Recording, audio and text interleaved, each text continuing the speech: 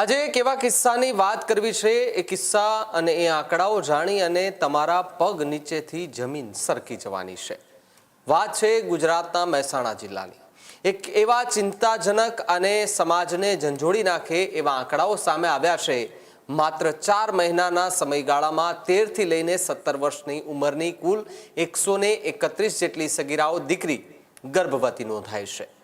April 2026 થી 22 જુલાઈ 2026 સુધીના ANC રજિસ્ટ્રેશનના આંકડાઓના જે બાળ લગ્ન પ્રતિબંધના કાયદા છે એ અમલ અને બાળ સુરક્ષા વ્યવસ્થા સામે અનેક ગંભીર સવાલ ઊભા કરી રહ્યા છે।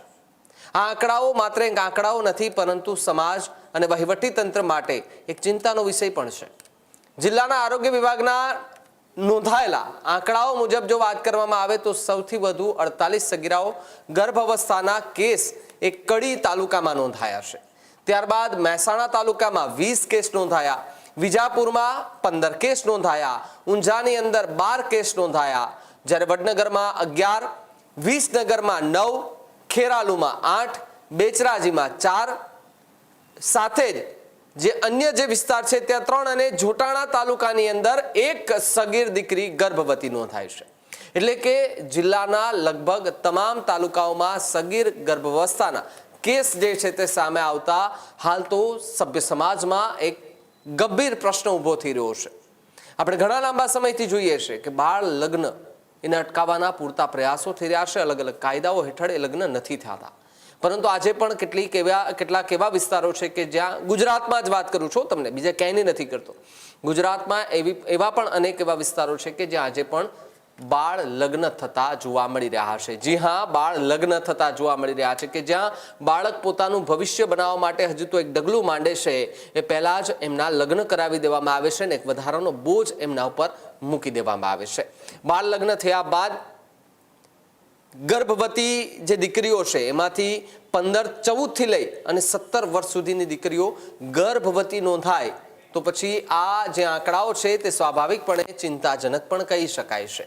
ત્યારે જ્યારે આખા આંકડાઓ સામે આવ્યા, આંકડાઓ સામે આવતાની સાથે જ મેડિકલના ઓફિસર એ પણ ચોંકી ગયા, લોકો પણ ચોંકી ગયા કે શું ખરેખર આવું થતું હશે। બાળ લગ્નના કાયદા હેઠળ જોવા જઈએ તો 18 વર્ષ કરતાં જો તમારી ઉંમર હોય, એટલે કે દીકરી 18 વર્ષ અને દીકરો 21 વર્ષ જેવી આપણે જે કાયદાને જે બંધારણમાં લખ્યું છે એ રીતની વાત કરું છું।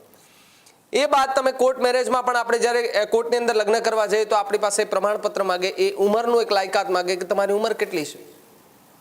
જો તમારી ઉંમર લગ્ન પ્રમાણે હોય તો તમારા લગ્ન થાય છે, તો પછી આ બાળ લગ્ન ક્યાં થાય છે, કોણ કરાવે છે, રજિસ્ટ્રેશન કોણ કરે છે, એમની સામે સવાલ છે। શું કઈ પ્રતિક્રિયાઓ સામે આવી રહી છે એ પણ પહેલા સાંભળીએ અને આંકડાઓ જાણીને તમે પણ ચોંકી જશો।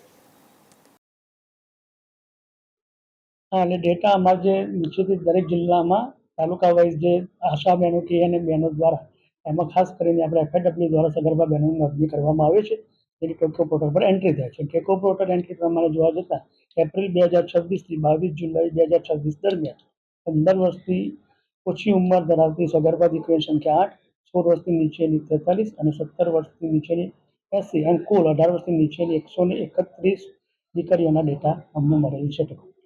હવે આરોગ્ય વિભાગ આમાં શું કાર્યવાહી કરશે? આરોગ્ય વિભાગને જે નોંધણી કરવામાં આવી છે તમામ સગર્ભા બહેનની નીચેના લેવલથી, એટલે કે FIW લેવલથી, મેડિકલ ઓફિસર લેવલથી તમામ પ્રકારની સારવાર પૂરી પાડવામાં આવે છે અને એની અમે જે સગર્ભા પ્રેગ્નન્સી કન્ટિન્યુઅસ હોય એની પૂરી સારવાર આપીએ છીએ, સરકાર સલામતી આપે છે। પણ સર, હવે આ નાની ઉંમરની દીકરીઓ છે તો હવે સમાજ સુરક્ષા વિભાગને કે કલેક્ટર સાહેબને આ બાબતે કોઈ જાણ કરવાની થાય છે? હા, એમને અમે નિયમિત જાણ કરી દઈશું અને ટેકો પોર્ટલ પરના જે રિપોર્ટ હોય છે એ સરકારશ્રીમાં પણ અમે રજૂ કરતા હોઈએ છીએ। સર, આજે બાળ લગ્ન પ્રતિબંધક ધારો અમલમાં છે, તો આ જે નાની ઉંમરની દીકરીઓ સગર્ભા થાય તો એ ખરેખર કાયદેસર રીતે કેટલું માન્ય? કાયદેસરનું માન્ય ના ગણી શકાય, કારણ કે ભારત સરકારના નિયમ પ્રમાણે 18 વર્ષથી ઉપરની લગ્ન કરવા ઉંમર આવી જોઈએ દીકરી। હવે ઉંમર પ્રમાણે જોવામાં આવે તો સૌથી વધુ 17 વર્ષની દીકરી, 80 દીકરીઓ, 17 વર્ષની વાત કરું છું, કેટલી ઉંમર, 17 વર્ષની જે દીકરીઓ છે એમાં આંકડાઓ 80 આવી રહ્યા છે કે 80 દીકરીઓ ગર્ભવતી નોંધાય, જ્યારે 16 વર્ષની 43 દીકરી ગર્ભવતી નોંધાય અને માત્ર 15 વર્ષની 8 દીકરી આજે ગર્ભવતી નોંધાય છે। આ આંકડાઓ અનેક ગંભીર પ્રશ્નો ઊભા કરે છે. શું બાળ લગ્ન પ્રતિબંધ કાયદાનો યોગ્ય રીતે એ અમલ થઈ રહ્યો છે? શું બાળ સુરક્ષા માટે કાર્યરત તંત્ર સમયસર હસ્તક્ષેપ કરી રહ્યું છે? અને શું સમાજમાં હજુ પણ બાળ લગ્ન જેવી એ કુપ્રથા ગુપ્ત રીતે ચાલે છે કે જે કોઈને ખબર નથી, બંધ બારણે બધું ચાલે છે? આવા આંકડાઓ સામે આવે ત્યારે આપણને એ ચિંતા થાય, ત્યારે આપણને સવાલ થાય કે જે કાયદાઓને હેઠળ જે બાળ લગ્નને કોઈ મંજૂરી જ નથી આપતું, તો પછી બાળ લગ્ન થાય છે કેમ? 14 વર્ષથી લઈને 17 વર્ષની દીકરીઓ ગર્ભવતી કેવી રીતે બની જાય? જાણકારોનું માનીએ તો સગીર વયે ગર્ભાવસ્થા માત્ર આરોગ્ય માટે જ નહીં, પરંતુ બાળકીના શિક્ષણ, બાળકીના ભવિષ્ય અને બાળકીના માનસિક વિકાસ માટે પણ ગંભીર જોખમ ઊભું કરે છે. આવા દરેક કેસમાં કાયદાકીય તપાસ, બાળ સુરક્ષા સમિતિ, મહિલા અને બાળ વિકાસ તેમજ આરોગ્ય વિભાગ દ્વારા જરૂરી કાર્યવાહી થવી જોઈએ. સાથે જ પોક્સો સહિત સંબંધિત કાયદાઓના અમલની પણ સમીક્ષા જરૂરી માનવામાં આવી રહી છે. ફરી એકવાર સ્પષ્ટ કરી દઈએ કે આંકડાઓ એપ્રિલ 2026 થી 22 જુલાઈ 2026 દરમિયાનના છે.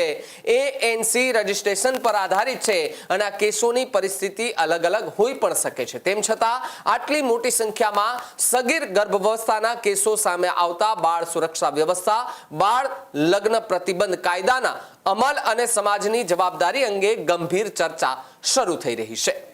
ખેડૂત ભાઈઓ છે ખેતરમાં ડ્રોન ઉડાવતા હોય છે ત્યારે આપણે એક પ્રશ્ન સતાવતો હોય છે કે જે આપણે અત્યાર સુધી જીપીએસ ટેકનોલોજીવાળા ડ્રોન વાપર્યા છે, જેથી કરીને મોબાઈલ ટાવર છે અથવા તો હાઈ ટેન્શન લાઇન પસાર થતી હોય, કોઈ વૃક્ષો હોય, ત્યારે જે જીપીએસ ટેકનોલોજીવાળા ડ્રોન છે એમાં ટકરાય અને ટ્રેસ થાય છે. પણ એગ્રીઓન લાવ્યું છે GNSS ટેકનોલોજી ડ્રોન, જેથી કરીને એ ડ્રોન છે એ કોઈ જગ્યાએ ટકરાય નહીં, પોતાની રીતે જ ડિસિઝન લે છે અને મૂવ થઈ જાય છે, જેથી કરીને GNSS ટેકનોલોજી ડ્રોન છે એ વાપરવાનો આગ્રહ રાખો.